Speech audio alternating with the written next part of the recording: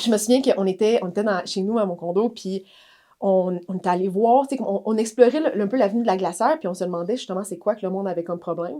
Puis moi, à ce moment-là, j'étais à HEC, je faisais un DSS en entrepreneuriat, puis j'avais un cours qui s'appelait Création d'entreprise, où il fallait vraiment qu'on fasse... C'est vrai, on avait utilisé ton oui, cours. ben oui. Il fallait qu'on était en équipe de 5, puis il fallait vraiment qu'on fasse comme... En fait, c'était l'étude de marché. C'était développement d'entreprise, c'était avant création d'entreprise. Fait que c'était tout ce qui était étude de marché.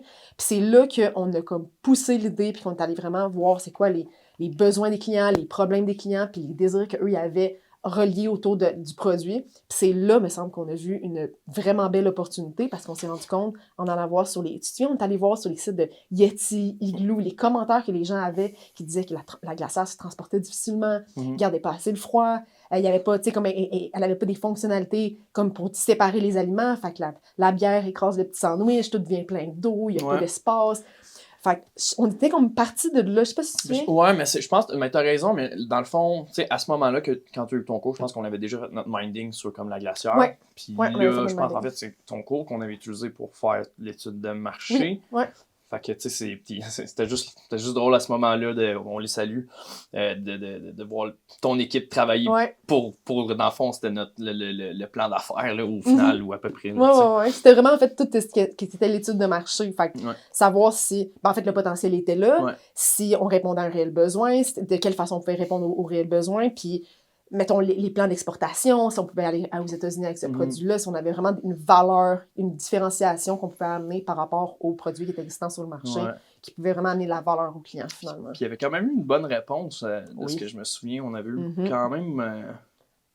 Ben, en fait, on avait plus que 100 réponses, au moins. Ah, mon Dieu, on en avait plus que 250. Là. Ah ouais, OK. Oh, oui, je m'en souviens. On avait fait une étude de marché où on avait demandé aux gens, avec mon équipe de travail, c'était quoi les problèmes qu'il y avait avec leur glacière? Qu'est-ce qui ferait qu'ils achèteraient une nouvelle glacière? Qu'est-ce que eux c'est important?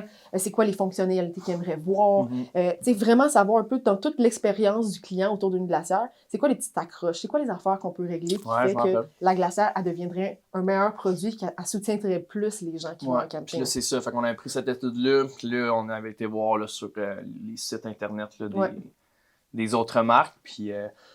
étrangement, pas étrangement, parce que dans le fond, c'est le même produit depuis des années, mais les mêmes problèmes revenaient vraiment souvent. Ça a été facile. Ouais, ça a été facile de voir qu'est-ce qui fonctionnait pas, dans le fond, avec les produits existants.